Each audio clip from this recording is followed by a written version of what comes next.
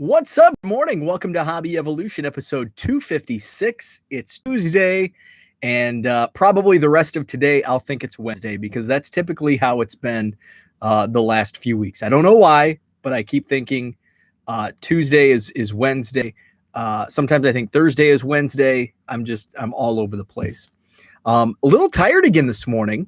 The last couple days I've been really tired, but I've been like super wide awake at night. And usually it's the opposite. Usually I'm a morning person, not a night owl, but the last couple days I've been staying up past my normal bedtime. So maybe that's why I'm tired in the morning. My sleep routine is off. What's up, Dan? Good morning, David. So today I'm going to talk about an unintended trip to the local card shop, and I'm going to touch on WWE Living Set, which, by the way, here's a spoiler. It's probably the last time you'll hear me talk about the WWE Living Set. So stay tuned for that. Other than that, last night I did, over the weekend, I spent a ton of time sleeving up cards for the card show. I was very productive getting shipments caught up. So last night I was watching Ken and Herman out in the rec room. And I pulled out some boxes behind me that apparently haven't been opened in a couple years. So I sometimes when I like kind of organize and I'll use monster boxes, because some of these monster boxes are filled with like junk wax, and I'll pull those out and I'll put them in like just a standard box if they're just junk wax commons. So I did that probably 2 years ago. And I had them in a few boxes that are, kind of buried down in the corner that I hadn't opened. And so I opened one, and there were a ton of like 90s serial numbered cards. And by ton, I mean, I don't know, maybe 30 or 40, but quite a few. And then I opened the second box, was kind of a dud. It was just like junk wax commons. But then I opened a third box and it had some decent cards. I pulled a Tim Hardaway Prism Silver from like 2014 that was in there, which gives me like, I think there's a couple more boxes that I still need to open. So there could be some hidden gems within some of these boxes. So that was some exciting finds. Nothing big, but some cool stuff, and a lot of 25-cent cards and a lot of cards that I looked at and it's like, I could put these in my eBay store. It's like, nope, 25-cent box. What's up, Herman? Dan's looking for some great LCS stories, so I'll try to think of something. So I'll hit on WWE Living Set real quick. I'm out. I'm done. And I said that I was going to collect the first 20, make a decision when cards 21 and 22 were released, which was yesterday. Cards 21 and 22 are Titus O'Neil and Roman Reigns, which is a sign that this set is not for me.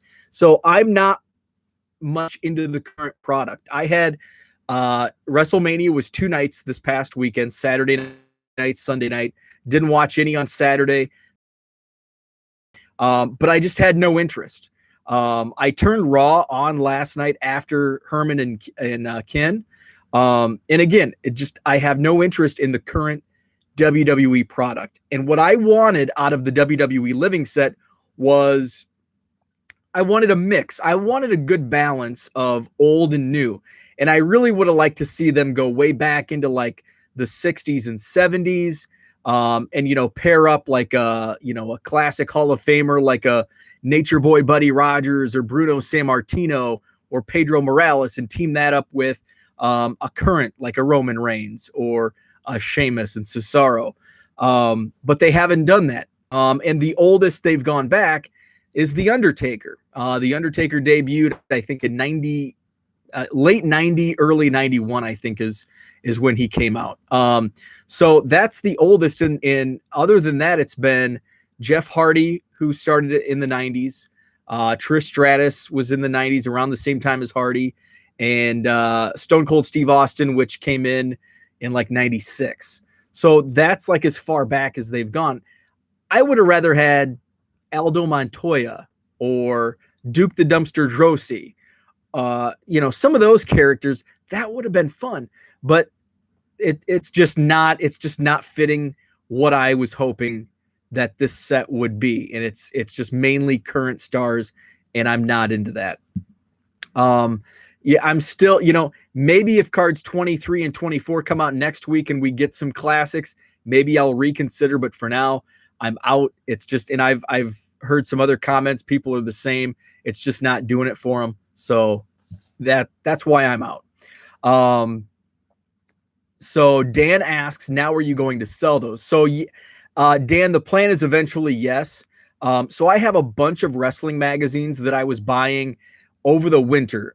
It was going to be my hobby away from the hobby, but then all of a sudden I just bulked up my eBay store and I spent all my spare time just working on the eBay store, shipping and doing all that. So I didn't really have any time to read, and it wasn't as fun as I thought it would be getting those. It was fun shopping for them, but then when I got them and read them, it was like, this is cool. Provide some content on Twitter every once in a while when I find something unique. So I think eventually, maybe in the next month or two, I'll put up the wrestling magazines in my eBay store, and I'll likely put the living WWE living set cards in my eBay store as well. So that's kind of the plan of attack. Yeah, eventually I probably will sell, because it's just not, I can use that money, and it's like $12 a week. And that's a significant amount of money that I could be putting into Cubs cards, something I really, truly and want to collect.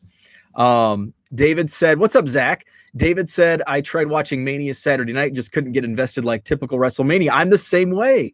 Usually, even in past years, even though I don't watch it on a regular basis, Royal Rumble and WrestleMania were two like must-see events. The rest of the pay-per-views I didn't watch. I didn't watch Raw, but I could always find time and watch Royal Rumble and WrestleMania, and it just I'm just not into it. It's just not for me anymore. The Stone Cold drawing stopped me before I started. The Hulk Hogan would be cool, and maybe that's something I'll do if they throw out a Doink the Clown or a Yokozuna and a Hulk Hogan. Maybe I'll buy those on a spot basis. I don't know. But to me, it's kind of like, why do that if I'm not collecting the whole set? I don't know. For now, I'm just gonna decide I'm done. I'm out. So we'll see. So Herman agrees on the mix. Told Ken last night I'm considering doing some consigning to keep my eBay going. Very cool. Very nice. Dan says, if I buy a wireless Bluetooth keyboard, how does it work? I have no idea. I have never used a wireless Bluetooth keyboard. I would imagine it works the same as a wireless Bluetooth printer. But I can't answer that question. I don't know. I went to the card shop last night, unintended. As soon as I got off work, came down, did a bunch of packaging, and I'm like, I'm going to make a run. What's up, Diego? I'm going to make a run to Target and pick up penny sleeves because I wanted to get a bunch of shipping done, eat dinner, and then watch Herman and Ken in the rec room and sleeve up cards. So I wanted to sleeve cards while I was watching those guys. So I was just going to make a quick run to Target just down the street. And they had a bunch of penny sleeve, 500 count penny sleeves when I was in Target on Saturday. And I bought 3 packs, 1,500 on Saturday, used those all up over the weekend. So I told my wife, I'm like, I'm going to make a quick run to Target to get penny sleeves. She goes, why don't you just go to the card store? And I said, well, Target's closer and they had some on Saturday. And if I go to the card shop, I'm going to get sucked into those dollar boxes. And it's like this magnetic field that I don't have the power to resist. So I went to Target, no penny sleeves. They have cards. They must have stocked some at some point. And I've heard stories that Target stores are stocking some of the like less than blaster price, like hanger boxes in fat packs. They're stocking those like through the weekend. So I went to the card section and there were 6 or 7 fat packs of Heritage. I didn't buy any. No penny sleeves. I looked, no penny sleeves. So I I had to go to the card shop. I had to make the run. So I was gonna go to the other Target store because I drive right. Actually, I did drive right past today. But I'm like, I'm just gonna go straight to the card shop because it was already like 5:30. He closes at 7. So I had time. But it's like I just want to get there, get back.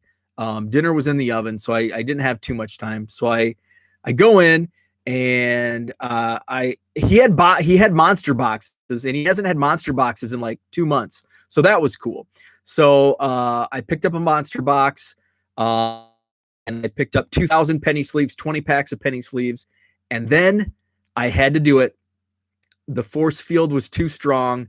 I was sucked in to the dollar boxes. So I was going through, and I went through really quick. There were a bunch of, he added more cards since the last time, which is really cool. He's adding inventory, and I joked and I anti-jinxed myself because a couple months ago I was joking around, and Brian was in here as well in the chat, and we were joking around that he won't stock again until the year 2025. And next time we go in, it was freshly stocked, and again today, new stuff. So so maybe in the next couple of weeks I'll go back and spend a little more time. So I just went through the dollar boxes real quick.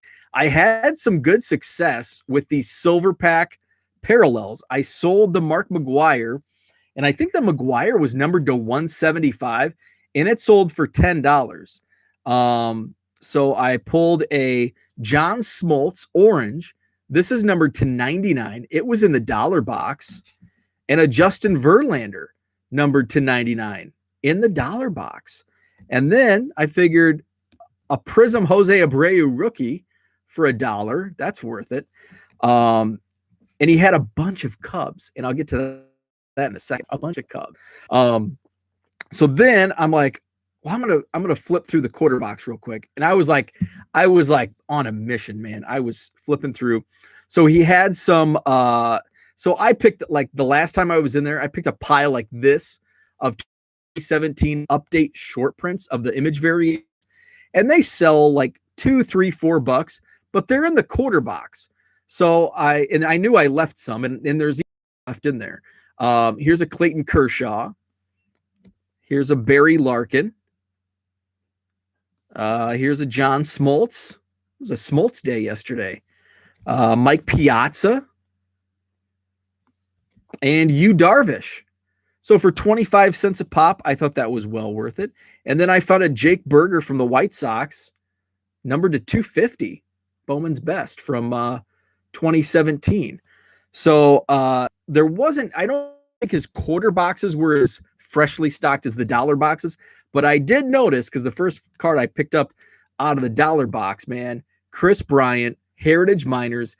I don't have too many of these because I bought a bunch of these. So this predates the 1 Million Cubs project. When I first moved, so this is 14. So in 2014, I moved to I had just moved to Madison, and that's my re-entry, my full-on re-entry into the hobby. So 2012 is when I started collecting again. Like I'd go to Walmart, pick up some blasters, and just I dabbled from 2012 to 14. But 2014 is when I like jumped in, just I did a cannonball. I didn't just dip my toes in. I did a cannonball full on into the hobby in 2014. And of course, I was a Cubs fan. I did a little prospecting, and I bought a lot of 10 of these Chris Bryant cards, and I got them for like $1 each in 2014. I think I paid $10 shipping for 10 of these, and I sold them all at a card show that I set up in Peoria, Illinois, like that winter. So like probably January, February of 2015. And I sold them for like $4 or $5 a pop because, he was starting to really build steam at that point. So I don't have, and then like Chris Bryant's been like a superstar, so you can't find these for cheap. So I have a couple in my collection, but it's not like I get piles of these in trades because obviously it's a decent card. So for $1, heck yeah. So and he actually had like 20 of these in there. So maybe I'll go back and buy a few more next time I'm in there. So $1 for this, Kris Bryant. And then same set, Javi. I'm not turning down any early Javi Baez for $1. Although there were multiple of these as well that I turned down. So I guess I do. So pulled that for $1. And then my third cub, I pulled a first Bowman Kris Bryant. His star has fallen that much that you're finding early Kris Bryant and Kris Bryant rookies and first Bowmans in the dollar box. Heck yeah, all day long. There were about 50 of these in there. I bought one. And I may buy more. So that was my Cubs haul. That was my haul at the card shop. That's all I bought. I didn't have much time. There was a lot of good stuff in the boxes. I did notice he didn't have his like $5 box. So he had another box with like $3 relics, $5 autos. Most of them in that box was kind of like junky. Although I did pull some good stuff the first time I went in and looked through those in like January. I pulled like a Alex Verdugo Bowman Chrome auto for like $5 or $6. I pulled that Justin Verlander rookie card for $5 that sold for like 30 something. So I pulled some good stuff, but he hasn't really replenished that. And it's just a lot of like junky. It's basically most of it's dollars. It's dollar box fodder. It's dollar fodder. That, you know, some of those a lot of that stuff I would even pass in a dollar box, like a 2017 Allen and Ginter JD Martinez relic. Like I'm not going to pay $3. I wouldn't pay $1, let alone $3. So a lot of stuff like that is in the dollar box. In fact, there's some Cubs stuff. There's some like generic relics of like Kyle Schwarber for $3 that it's like, nah, I'd probably hit the dollar box and buy it for $1, but not for more than that. So, so David says, I swear at the Target I went to after getting the vaccine yesterday morning that the 500 Ultra Pro packs were $10. There must have been a dozen. So the ones here, the ones that I bought on Saturday, 500 sleeves for $5.99. Those were that was the price on those. And I think the $5.99 price tag is like actually on the plastic package. Like it's printed on the package. It's not like a sticker. I had opening day packs, Heritage Fat Packs, and Series 110s. Nice. That's quite a bit more than, yeah, there was nothing on Saturday when I went into Target. And then yesterday when I went in to look for sleeves, there were 6 or 7 Heritage Fat Packs and nothing else except for like Pokemon and Magic and stuff like that. Herman says, I need to get Bo to hit the dollar boxes for me. The force ain't that strong. So yeah, I was sucked in and picked up some nice stuff. Maybe I'll have some more time. I was actually like the last time I went in a couple of weeks ago, I was doing the slow roll. Like I was looking, I was checking. It's like, oh, I wonder, is this a refractor? You know, I was doing that. Last night, it was just like, I'm on a mission. I know what I'm looking for, even though I didn't really know what I was looking for. I was just looking for anything. So I was flipping through real fast. So maybe I won't have time, obviously this weekend. But maybe next weekend, I'll hit it up. Yesterday we got 4 more tables sold for the card show this weekend. So I think we're going to have 25 tables. We have capacity for 50. So really excited, getting some really good momentum. We did some Facebook advertising and we're getting a lot of traction. So I think it's going to be a great show for this first go around, which my early prospects, I'm always kind of a little pessimistic. So I'm encouraged by the early feedback that we've been getting. So now the show, we'll get to the show on Saturday. We'll see how things go. You'll get a first peek at the results on Saturday night with the Hobby Roundtable over on 3B Collections channel. So that's Saturday night at 7 p.m. Central. So that'll be a lot of fun. Get to talk about the fun we had and the mistakes we made, because there's bound to be something that we didn't think about I've been trying, like, I like around the clock. I'm like thinking of scenarios like what if, what if, what if.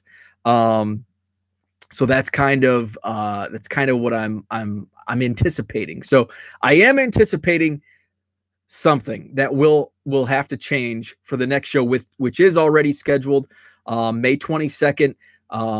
It took a while for the card show to get on the Beckett calendar. It took a few days, I think. But then when I edited, I could go back in and edit yesterday.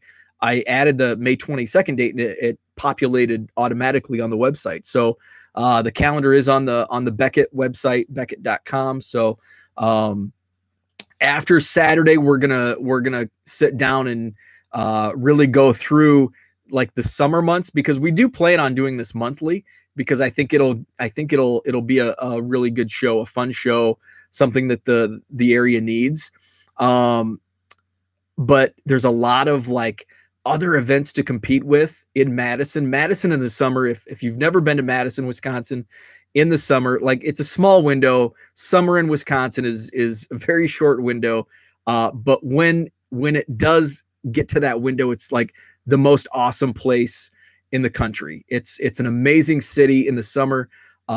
So if you ever could make it to Madison for whatever reason, there's a lot to do, but there's a lot of events because people do love coming here. So there's a lot of events going on in the summer. So we've really got to sit down and cross-reference not only events in Madison, but other statewide card shows, which we have a good grasp on.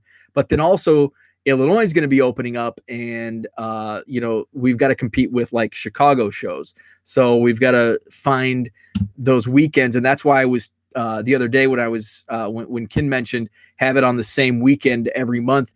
I think doing that would hold us back because there's so much competition in southern Wisconsin, because we've got the Chicago suburbs and we've got Milwaukee, and there's a lot of card shows. We're in a great place because there's a lot of good card shops and card shows in this area: Madison, Milwaukee, Green Bay, that little triangle.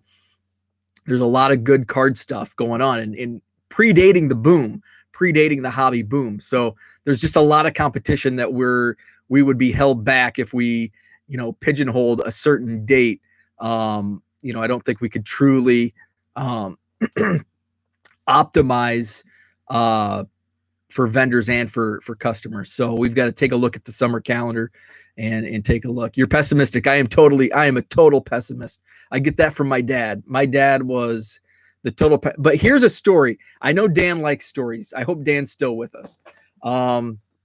So my dad, the ultimate pessimist, and he was always worried. And when I switched careers, went back, he was worried sick when I decided to essentially quit radio and go back to school, which I actually didn't really quit, because before school even started, I was hired on at the university to handle their sports broadcasting network. And so he was worried sick about that change. Then he was worried sick about me moving to a different city, because I grew up in a small town for, the first 18 to 20 years of my life. Then I was in another city for, 12 years of my life. So then he was worried sick that I moved. But here's a story that it kind of gives me goosebumps every time I think about it. So I went back to college late in life. I got my associate's degree, right out of high school. He should have been more worried when you went into radio. No kidding. Ain't that the truth? So it's funny because my dad was like the ultimate gearhead. He built the house that my mom still lived. He passed away 5 years ago, but he built the house that my parents, that I grew up in, that my mom still lives in. He restored vehicles. He was a total gearhead. Hands dirty. I was not. I was into sports, and I want an office job. I want an office job. I don't want physical labor, no manual labor.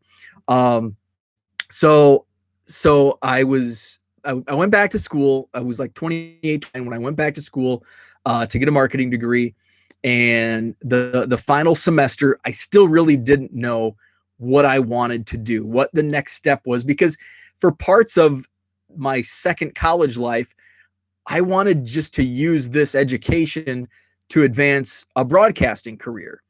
And the more I, talked with some professors, it's like, maybe this isn't, what's up, Jeremy? Maybe this isn't, the right path for me. And so I was kind of attracted to the transportation aspect when I was taking some of these classes. And so that's what led me to Madison. So I was, one of my professors took me under his wing and really guided me, set me up with a couple interviews with companies. And I was home for Easter weekend. So this is Easter weekend, the year I was going to graduate. And I was home for Easter. It was Easter Sunday. And then that Easter Sunday night, I drove up to the suburbs, and I had a job interview in like the St. Charles, Geneva area for a company. And so I had an interview there, and then I had another job interview that week. Actually, Zach, ironically, for a company in Racine, Wisconsin. And so when I can still remember this vividly. I'm out on the deck at my parents' house. My dad and I are talking about, the companies I was interviewing with this week. And I mentioned, this company is in Racine, Wisconsin. And he goes, Wisconsin. He goes, you should really look into Madison. Madison's a great city. You should really look into companies up there. And I had no, there was zero, I had zero interest in companies in Madison. I had my professor who was helping me with this job search. He didn't let me in on anything regarding Madison was not even on the radar. And my dad drops this on me. And about a week later, we're taking a test in my class with this professor. And out of the blue, Dr. Kenny is his name. Out of the blue, we're in the middle of taking this test, and Dr. Kenny goes, Bo, by the way, come up to my office. Come up to my office at 11. I've got another lead for you.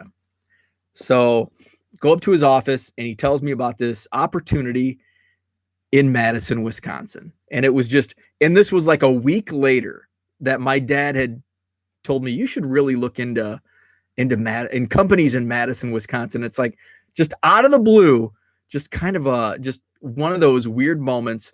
And talked to my professor, and that's a week or two later, I drove up to Madison. I had no interest. Racine was close enough to Chicago, because that was my goal at this point in life, was to get close to Chicago. I turned down a job in Bloomington, Illinois, because I love Bloomington as a city, but it just didn't fit.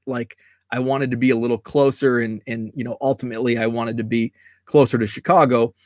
So I came up for this interview in Madison, and immediately love at first sight. When I came into Madison, the office is in a great part on the west side, and just fell in love. And it's and so my friends were like, well, how long do you think you'll stay in Madison? It's probably the rest of my life. It's pretty nice here, except for November through March. Those months suck, but the rest of it's pretty good. So wanted to share that. That's a fun story that still kind of gives me goosebumps, because I can feel and smell that conversation with my dad, and him saying, you should really look into Madison, Wisconsin. So that's all I had for today. Rambled a little longer than expected. So thanks for chatting. I will talk with you tomorrow. 1millioncubs.com is the website. eBay store, 99centcards.com. Haven't really loaded too more into it lately, as I'm trying to catch up with both shipping and getting stuff set up for this weekend show.